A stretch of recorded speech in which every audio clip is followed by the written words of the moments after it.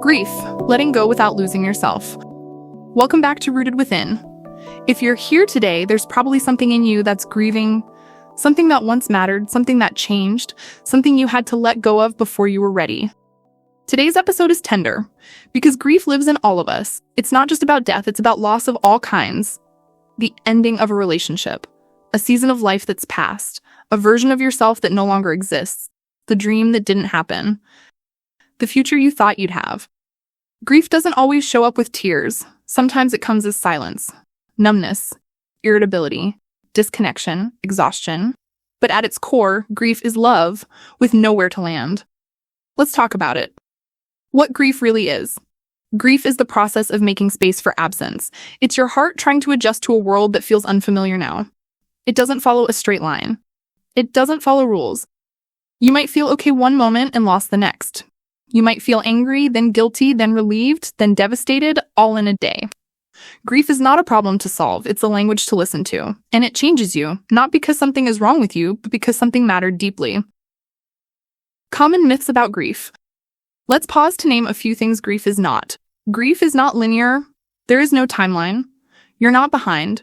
Grief is not weakness. It's a sign of your capacity to love. Grief doesn't mean you're broken. It means you're human. Grief doesn't go away. It transforms. It softens. It integrates. You don't get over it. You grow around it. What makes grief so difficult?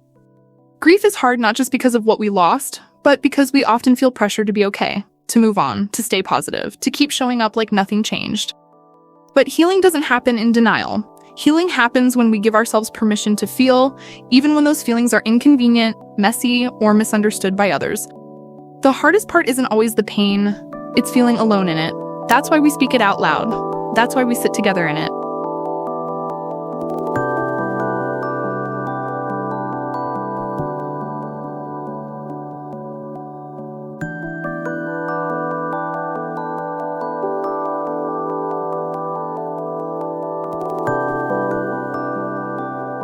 How to be with grief without losing yourself.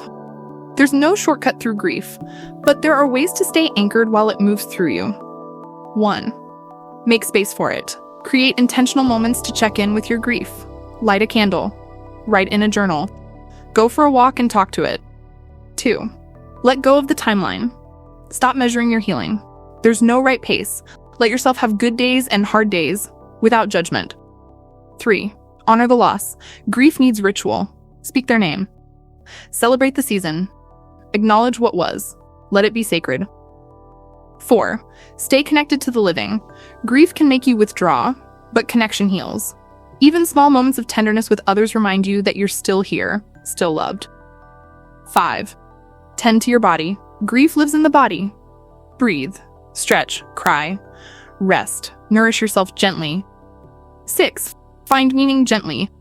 This isn't about finding a silver lining, it's about asking, how has this shaped me? What part of me is growing here? Meaning doesn't erase pain, but it can give it a place to belong.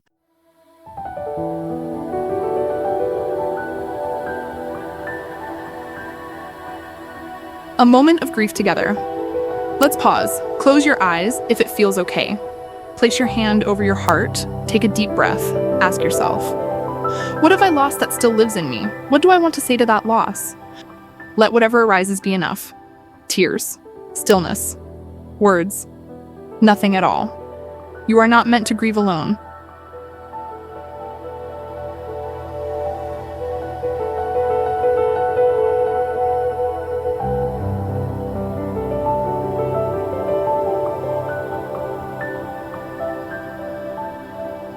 Closing words.